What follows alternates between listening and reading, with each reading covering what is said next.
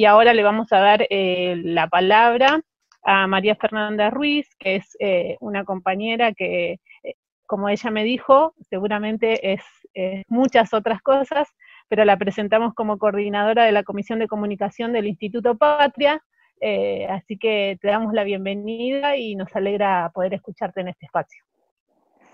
¿Qué tal? ¿Cómo les va? ¿Me escuchan bien? Bien, perfecto.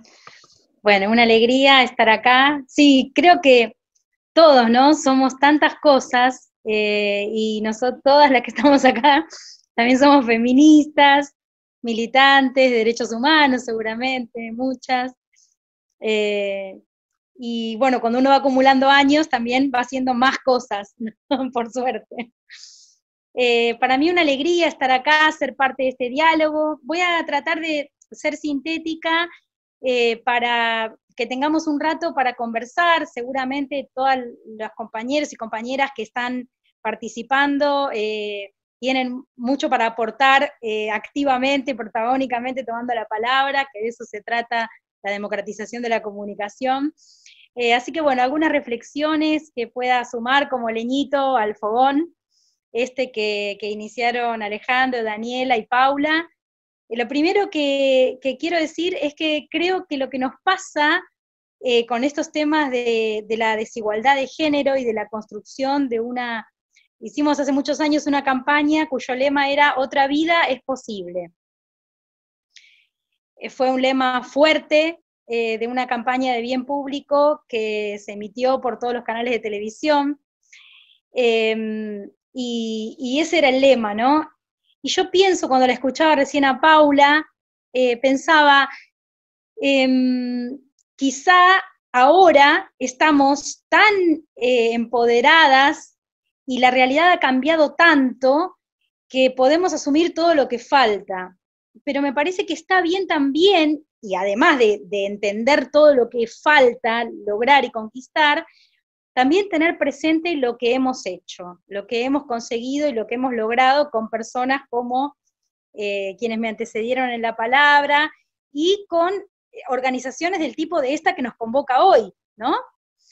Hay un proceso enorme hecho en la Argentina, en el mundo en general, pero en la Argentina en particular, un proceso destacable, histórico, de reivindicación de los derechos de las mujeres y diversidades, que creo que mis nietos y nietas van a estudiar en la historia de la Argentina lo que pasó con los derechos de las mujeres y las diversidades en esta etapa histórica.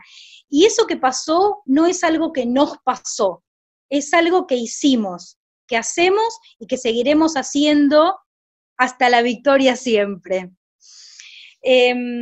Me quería proponerles una pregunta para empezar, que la recorrería con algunos ejemplos, que seguramente son ejemplos de cosas que nos pasaron a muchos de nosotros y a muchas de nosotras.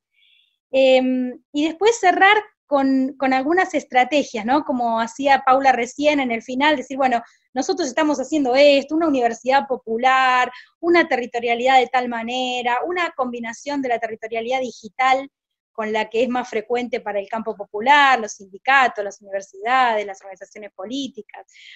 Y la pregunta que me hago, y que hace mucho tiempo me la hago, y que trato de hacérselo a nuestros compañeros y compañeras referentes políticos, especialmente a los compañeros referentes políticos, y es, ¿qué relación existe entre la comunicación, la palabra y la realidad?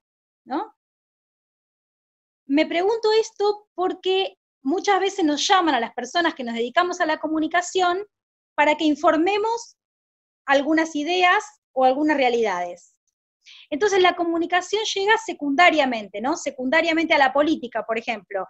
En una mesa política se definen algunas cosas y después nos llaman a los que nos dedicamos a la comunicación para que difundamos eso que se gestó en la política. Como si no fueran dimensiones conjuntas. Y la gran apuesta, creo, es comprender que la comunicación es performativa de la realidad. La comunicación no viene después de la realidad.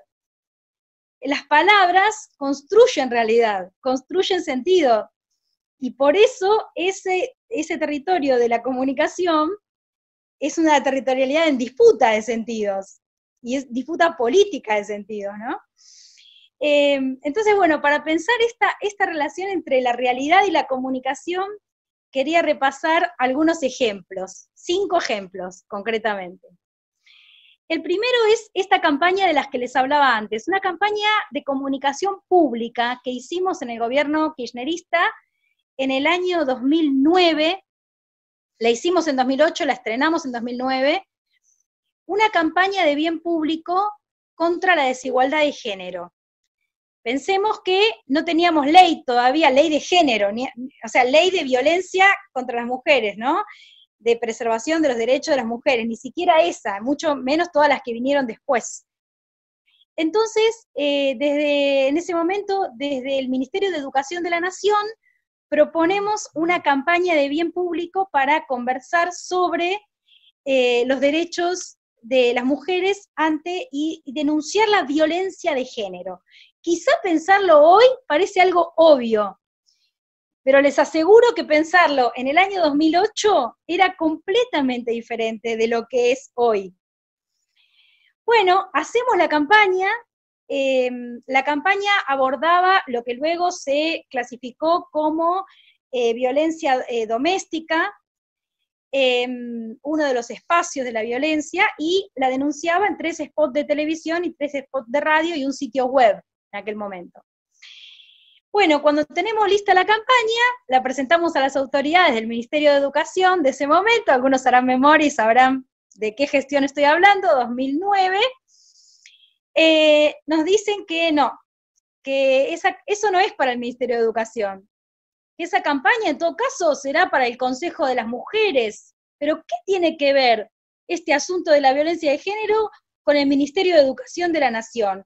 ¿A qué locas se les había ocurrido hacer una campaña de televisión, donde el Ministerio de Educación tuviera que poner su escudo al final, que no tenía nada que ver, que era para otro organismo?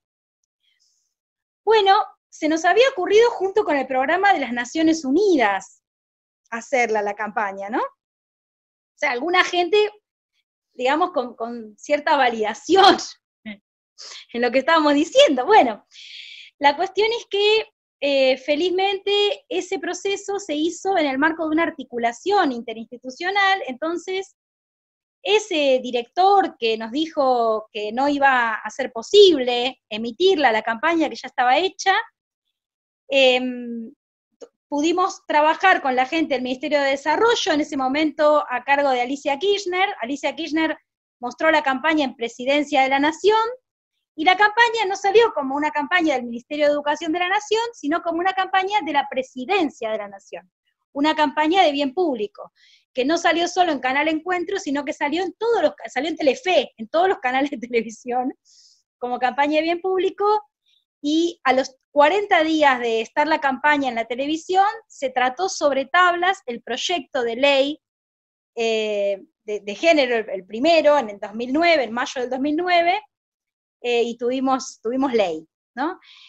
Cuando en ese debate, ¿qué nos dicen? No vamos a destapar la olla, esa fue la frase, no se puede destapar la olla si no tenemos primero la estructura de una línea de atención 27x24 para todo el país, porque las mujeres se van a empezar a dar cuenta que lo que viven es violencia, entonces tienen que tener a dónde llamar, sin que tengamos capacitaciones a los actores de la justicia, a los actores de la comunicación pública.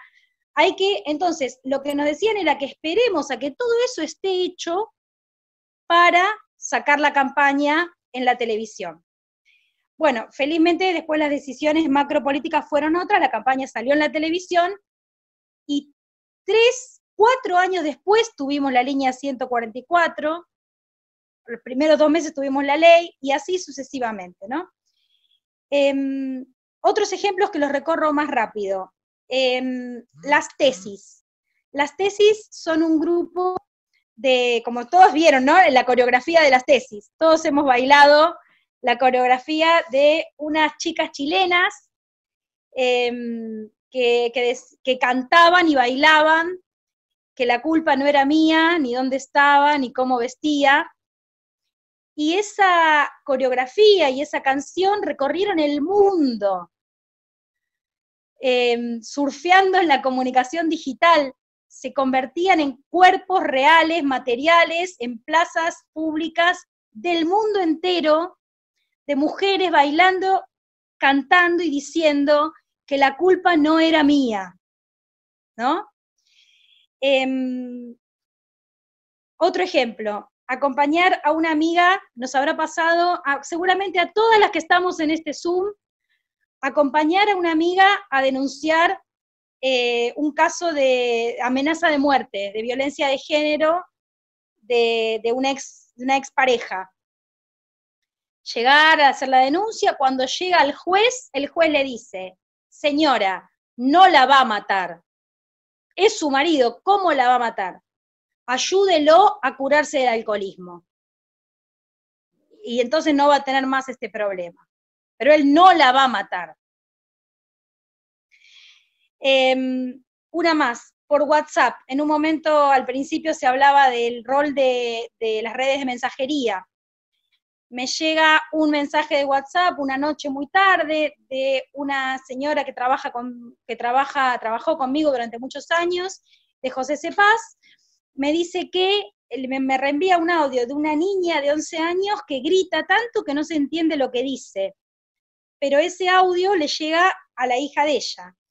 Y entonces debe ser que el padre le está pegando a la madre, pero no lo entendemos. Bueno, mañana voy a ir, me dice ella, mañana voy a ir a la casa a ver qué pasa.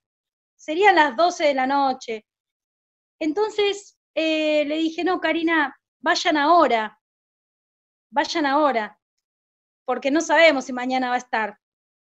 Y eso, digamos, ella me manda el audio de WhatsApp de la nena, incomprensible lo que gritaba y lloraba la criatura de 11 años, por las redes de mensajería, porque la nena en el momento, desesperada, manda ese audio, ¿no?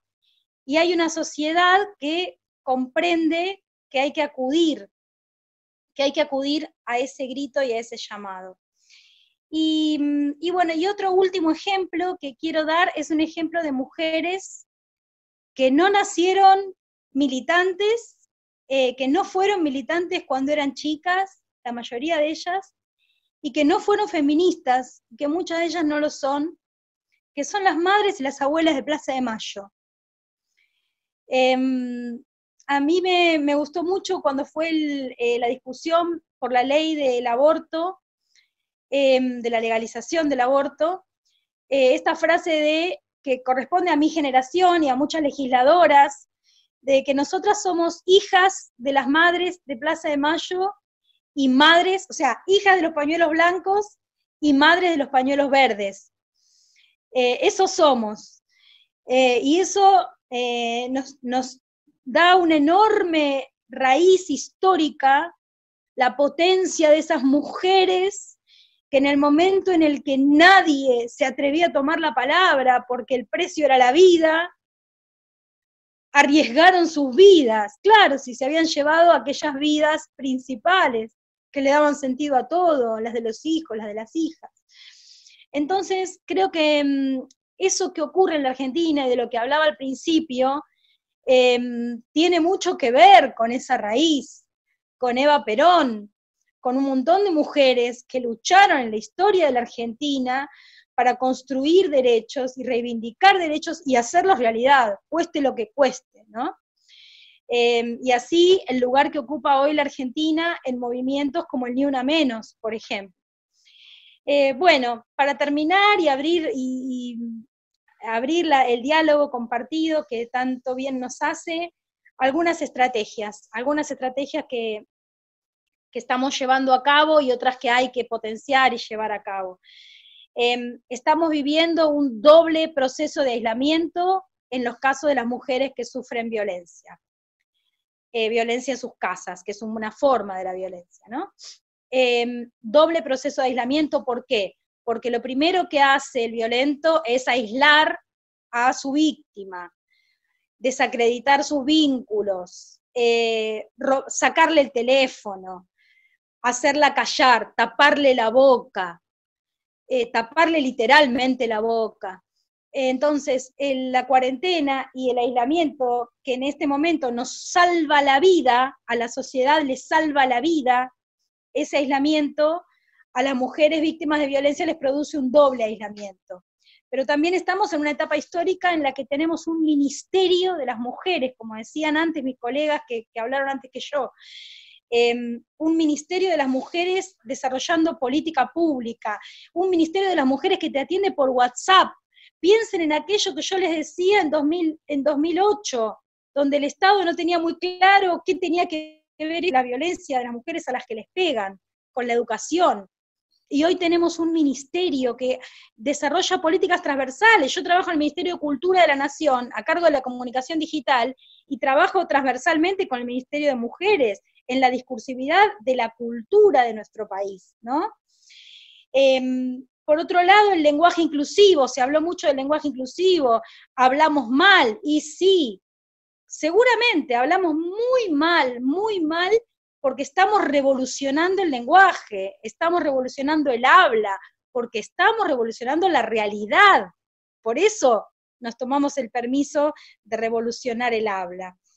Se habló en un momento de los casos de abuso, el crimen más atroz y más arrasador de la subjetividad que tiene la violencia de género, el abuso sexual infantil, el que deja a la persona sin palabras, sin memoria, sin la posibilidad de recordar, y solamente una comunicación sana de una sociedad va a devolverle las palabras a una persona para que pueda nombrar la atrocidad del abuso y salir de ahí, porque hay personas que tienen mi edad, 50 años, y no pueden nombrar lo que ocurrió. Por ende, siguen subsumidas a lo que ocurrió hasta que no lo pueden nombrar. Y cuando lo nombran empieza la libertad de aquella niña que fue abusada. Entonces, políticas públicas para eso. La justicia, esa justicia de este hombre fiscal que violentaba a Luli Trujillo y de este otro juez que le decía a mi amiga que su ex marido no la va a matar, ¿no? Bueno, hablamos de reforma judicial, estamos hablando de reforma judicial, ¿qué hay que hacer con este aspecto de la justicia, del poder judicial? Patriarcal, enfermo de patriarcado, el poder judicial, de esos jueces que fueron jueces durante la dictadura, un poder que nunca se democratizó. Bueno, el feminismo tendrá mucho que hacer con respecto a la reforma judicial, ¿verdad? Bueno, y así tantas cosas. Al principio Alejandro hablaba de los medios de comunicación y decía, ¿tiene que ver la persona o tiene que ver la industria? Bueno, tiene una responsabilidad la persona como autora, como periodista que es autor de ese titular, y tiene que ver la industria, ¿no? Hay una responsabilidad de la industria, pero también hay una responsabilidad de la persona, una ética, un conocimiento, una capacitación, una cantidad de cosas de los cuales es necesario responsabilizarse. Los que tenemos la palabra tenemos un enorme poder, y que somos profesionales de la comunicación tenemos una enorme responsabilidad al respecto de lo que decimos y de cómo lo decimos, en esa inmensa complejidad que él describía, ¿no?, de la industria de la comunicación, donde lo que manda, como dijo, es el rating. Así que, bueno, nada, una celebración de este tipo de organización de las mujeres del sur. Les pido que me sumen a ser una más de las mujeres del sur, y abrazo esta iniciativa y esta fuerza de lo colectivo, con ese amor que viene de esas raíces que nombraba antes, y que nunca deje de emocionarnos, porque es la llama sagrada que tenemos que llevar en nuestro corazón para dar todas las batallas que haya que dar. Volvimos muchas veces de la muerte y seguiremos volviendo juntas, ¿no?, trabajando en conjunto como propone este encuentro.